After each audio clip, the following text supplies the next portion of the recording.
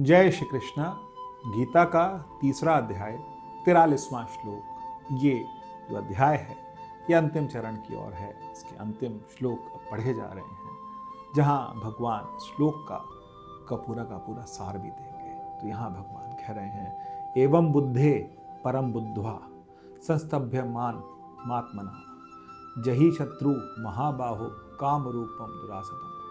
भगवान यहाँ कहना चाह रहे हैं कि हे महाबाहु अर्जुन कोई साधारण मनुष्य नहीं था। अर्जुन इंद्रपुत्र था, कुंती पुत्र था और कुरुवंश का एक महान योद्धा था। भगवान स्वयं कहते हैं कि अर्जुन जो हैं, सभी जो रण में लड़ने वाले हैं, सभी विजेताओं में अर्जुन मैं हूँ। तो भगवान ने अर्जुन को संबोधन दिया कि हे महाबाहु अर्जुन।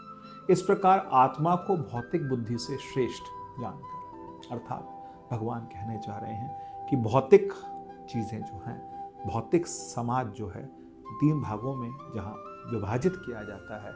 हमारा वेदांत दर्शन जब विभाजित करता है तो कहते हैं जगत तीन भागों में विभाजित है, ये संसार तीन भागों में विभाजित है, स्थूल, सूक्ष्म और कारण। स्थूल का मतलब क्या है? जो भौतिक जगत है, जो हमें नजर आता है, जो संसार है। जब हम गहरी नींद में होते हैं तो उस समय भौतिक जगत हमें नजर नहीं आता। भौतिक जगत वो कहीं ना कहीं तिरोहित हो जाता है। ऐसे ही एक और नाम दिया जाता है विश्व, तेजस और प्राज्ञ। विश्व कौन है? ये पूरा संसार, ये भौतिक जगत। तेजस कौन है?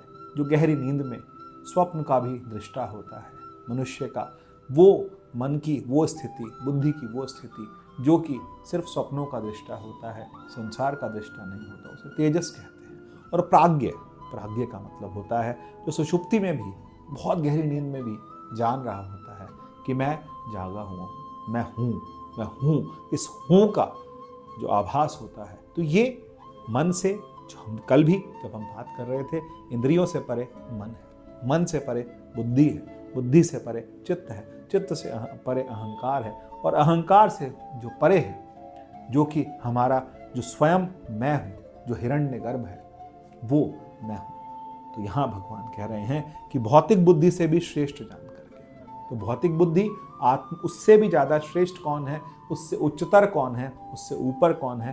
तो भगवान कहते हैं उससे ऊपर माया है, और माया से भी ऊपर आत्मा है। तो यहाँ पर बुद्धि को भी भ्रमित कोई करता है तो माया करती है। लेकिन यदि हम बुद्धि को पुष्ट करें इस बात से कि विवेकशील हो, विवेक होगा, क्योंकि विवेक होगा तो फिर हम जान जाएंगे। क्योंकि भगवान ने ये हमारे को बताया है कि हमारे जो साधन चतुष्टय क्या है, तो साधन चतुष्टय क्या है?